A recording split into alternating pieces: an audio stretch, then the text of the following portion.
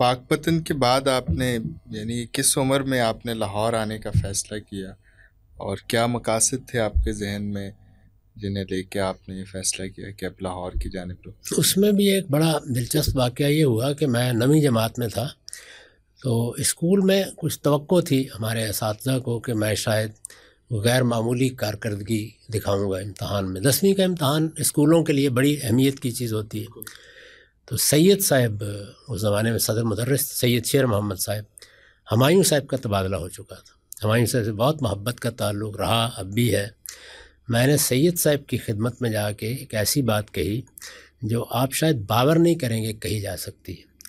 میں نے ان سے کہا کہ مجھے یہ محسوس ہوتا ہے کہ اب صبح سے لے کر 5 بجے تک یہاں تعلیم ہوتی ہے تو میرا وقت ضائع ہوتا ہے، تو کیا آپ مجھے اجازت دے دیں گے کہ میں ان جماعتوں اور ان لیکچرز میں اور اساتذہ کی ان سب چیزوں سے مستثنیٰ کر دیا جاؤں اور مجھے آپ ہاسٹل میں ایک کمرہ دے دیں، میں اس میں رہ کر کچھ لائبریری سے اور دوسری چیزوں سے استفادہ کرنا چاہتا ہوں، اور اطمینان رکھیں کہ میں آپ کو 10ویں کے امتحان میں مایوس نہیں کروں گا۔ یہ بات ایک ایسی بات ہے کہ ہونا تو یہ چاہیے تھا کہ وہ کہتے کہ تم کیا پاگل ہو گئے ہو، تمہارا دماغ خراب ہو گیا۔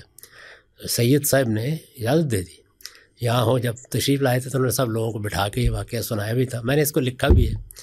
انہوں نے اجازت دے دی، اور جو اسکول کا ہاسٹل تھا اس میں اسکول کی چھت پر 2 کمرے تھے الگ، ان میں سے ایک کمرہ انہوں نے مجھے دے دیا۔ میں نے ان سے درخواست کی کہ اسکول کی بڑی چھوٹی سی لائبریری تھی، تو اس کو اگر آپ اوپر منتقل کر دیں، کوئی نہیں پڑھنے کے لیے آتا ہے اس کو۔ تو انہوں نے یہ بھی اجازت دے دی اور ساری کتابیں اس کمرے میں منتقل کر دی گئیں، اور ایک استاد سے انہوں نے یہ کہا کہ اگر کسی کو کوئی کتاب چاہیے ہو تو بتا دیا کریں، وہ لے لیں گے۔ تو میں کوئی 1.25 سال کے قریب اسی میں مقیم رہا، وہیں سے میں نے 10ویں جماعت کا امتحان دیا ہے۔ وہاں طاہر صاحب بھی بعد میں کچھ عرصہ میرے ساتھ مقیم رہے، تو ہم 2 تھے۔ چنانچہ پھر 10ویں کا امتحان دینے کے بعد اس زمانے میں ظاہر بہت سی چیزیں میں نے پڑھ لی تھیں، بہت سی چیزوں سے میں واقف ہو گیا تھا، خاص طور پر ابوالکلام آزاد اور علامہ اقبال اور مولانا سید ولی اللہ صاحب مودودی کی بہت سی تصنیفات نظر سے گزر گئی تھی، تو اب ذہن بھی بالکل اور تھا، اس کے منگیں آرزوئیں بھی بالکل اور ہو چکی تھیں۔ میرے والد کی خواہش یہ تھی کہ ساہیوال کے گورنمنٹ کالج میں داخل ہوں۔ شاید آپ کے علم میں ہوگا کہ ساہیوال کا گورنمنٹ کالج اس علاقے میں بڑی شہرت رکھتا ہے، اور اس میں بعض بڑے لوگ پڑھاتے رہے ہیں۔ مثلا میرے بعد کے استاد ڈاکٹر صوفی ضیاء الحق صاحب، جو عربی زبان کے غیر معمولی جاننے والے لوگوں میں سے تھے، وہ ایک زمانے میں اسی کالج میں رہے ہیں، اور ان سے بھی کچھ تعارف اسکول کے زمانے میں ہو گیا تھا۔ وہ بھی ایک بڑا دلچسپ واقعہ ہے۔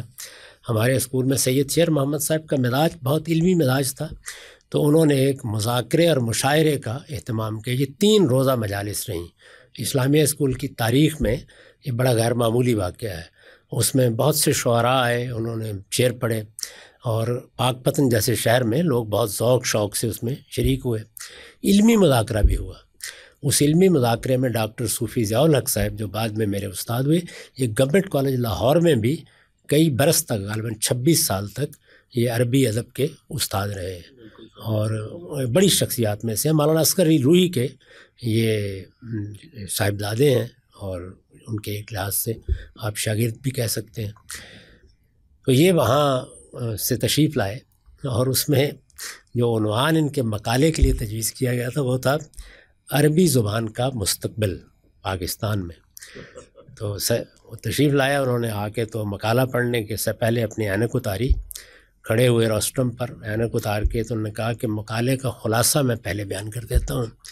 پاکستان میں عربی زبان کا ماضی بھی تاریخ تھا، حال بھی تاریخ ہے، مستقبل انشاءاللہ اس سے بھی زیادہ تاریخ ہوگا۔ اب آپ مقالہ سنیں۔ یہ پہلا تعارف تھا جو ان کے ساتھ وہاں میرا ہوا۔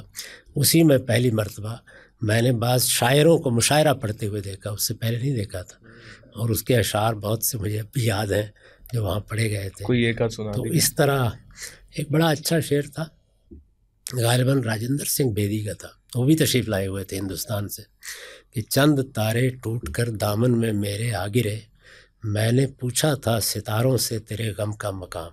واہ واہ واہ، اس طرح کے بہت سے اچھے اشعار۔ ساغر کی کوئی غزل بھی پڑھی گئی تھی، مجھے جہاں تک یاد آتا ہے، یہ کوئی 8ویں 9ویں کی بات ہے۔ اور یہی 8ویں نویں کا زمانہ ہے جس میں نصیر الدین ہمایوں صاحب کے ایما سے میں لاہور آیا اپنے 2 ساتھیوں کے ساتھ. اس میں منظور الحسن گیلانی صاحب بھی تھے. جمعیت کا اسلامی جمعیت طلبہ کا ایک اجتماع ہوا تھا داروغہ والے میں. اگر میں غلطی نہیں کر رہا تو یہ 15واں سالانہ اجتماع تھا. داروغہ والا کے داؤد گارڈنز میں یہ اجتماع ہوا تھا. تو انہوں نے مجھ سے کہا کہ تمہیں تنظیم وغیرہ سے دلچسپی نہیں ہے. یہ میرا مزاج نہیں تھا، لیکن تم جاؤ وہاں تمہیں بہت سی چیزیں نئی دیکھنے کو ملیں گی. تو پہلی مرتبہ میں نے مولانا سید اللہ صاحب مودودی کو وہاں دیکھا اور سنا. پہلی مرتبہ انہوں نے YMCA ہال میں جو آخری خطاب فرمایا اس میں مجھے شریک ہونے کا موقع ملا.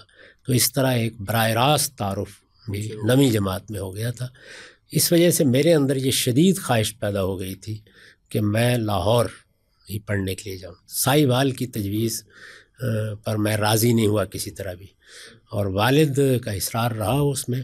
بہرحال بالآخر انہوں نے مجھے اجازت دے دی. اس میں ایک سہولت یہ تھی، میری بڑی بہن لاہور میں بیاہی ہوئی تھی، تو اس وجہ سے یہ مسئلہ نہیں تھا کہ میں کہاں جاؤں گا. تو میں وہاں سے تنہا سوار ہوا آ کے میں نے گورنمنٹ کالج لاہور میں. اور آپ دیکھیں کہ ہم دیہاتی لوگوں کا معاملہ کیا ہوتا ہے. 16 سال دیہات میں گزارے تھے. اس عرصے کے دوران میں مجھے نہیں معلوم تھا کہ بجلی کی روشنی میں کیسے پڑھا جاتا ہے، پنکھا کیا ہوتا ہے. تو اس پس منظر سے میں آیا تھا. تو مجھے جب میں داخلہ دیا تو اس وقت غالباً جتنے لوگ بھی گورنمنٹ کالج میں داخل ہوئے ان میں دوسرا نمبر تھا میرا نمبروں کے لحاظ سے. اس وقت بھی میرٹ ہائی ہوگا جی، بہت غیر معمولی تھا. اور جو پہلے نمبر پر تھے وہ ایک بنگالی تھے. اس وقت تو ابھی پاکستان الگ نہیں ہوا تھا. وہ ایک بنگالی تھے، وہ آگے تعلیم کے لیے راضی نہیں ہوئے. تو اس لحاظ سے آپ کو پہلا نمبر 2 میرا وہ رہا. لیکن میں اپنی آپ کو اس وقت کی صورتحال بتاتا ہوں کہ میرا خیال تھا کہ داخلہ تو ملنے کا کوئی زیادہ امکان نہیں گورنمنٹ کالج میں، تو دیکھتے ہیں پھر کسی اور جگہ بھی داخلہ مل جائے گا. تو میرے بہنوئی ہنستے تھے کہ تم کیا باتیں کرتے ہو، تمہیں داخلہ نہیں ملے گا تو پھر کس کو داخلہ ملے گا. تو اللہ کا شکر ہے وہ داخلہ ہو گیا اور میری تعلیم شروع ہو گئی. میرے والدین اس کے 3-4 ماہ کے بعد پھر وہاں سے اپنا گھر بیچ کر یہاں منتقل ہوئے. تو جاوید صاحب آپ کا گورنمنٹ کالج میں ہاسٹل میں رہنے کا اتفاق ہوا اقبال میں، یا قائد تو تھا نہیں اس وقت؟ نہیں اس لیے رہنے کا نہیں ہوا کہ میری بہن یہاں تھی. تو جب تک والدین نہیں آئے میں بہن کے پاس مقیم رہا. ان کا گھر بھی گورنمنٹ کالج سے بہت قریب تھا، وہ نسبت روڈ پر رہتی تھی. تو وہاں سے آپ پیدل کالج جا سکتے ہیں، اس میں کوئی دقت نہیں تھی. وہ ہسپتال کے اندر سے گزر کے برسوں ہم کالج جاتے رہے. پھر 3-4 مہینے غالباً گزرے تھے کہ والد صاحب نے وہاں گھر بیچ دیا، اس لیے کہ ان کے پاس بھی وہاں رہنے کا کوئی جواز باقی نہیں رہ گیا تھا. تو پھر انہوں نے بھی فیصلہ کر لیا کہ وہ لاہور منتقل ہو جائیں گے. 1967 میں ہم لوگ خاندان کے لحاظ سے لاہور منتقل ہو گئے. لاہور میں ہمارے بہت خاندان کے لوگ تھے پہلے سے، تو اس وجہ سے کوئی اجنبی جگہ نہیں تھی. لیکن یہ تو میں مستقل آ گیا، اس سے پہلے 2-3 مرتبہ لاہور آنے کا اتفاق ہوا تھا. تو لاہور آنے کا کبھی آپ کو شوق بھی رہا تھا؟ یعنی 2 چیزوں کی وجہ سے میں نے آپ سے عرض کیا نا. ایک تو یہی کہ تعلیم ایک بڑا مسئلہ تھا کہ تعلیم کہاں پانی ہے. تو تعلیم کے لحاظ سے چونکہ گورنمنٹ کالج لاہور میں پڑھنے کا شوق تھا تو لاہور میں آنے کا شوق بھی کہہ سکتے ہیں. دوسرے یہ کہ جب میں 9ویں جماعت میں لاہور آیا اور بہن کے پاس کچھ دن کے لیے رہا، اسی طرح غالباً 9ویں جماعت ہی میں میرے کسی عزیز کی شادی تھی، اس میں ہم لوگ لاہور آئے. تو میں کچھ دن 2-3 ہفتے یہاں مقیم رہا.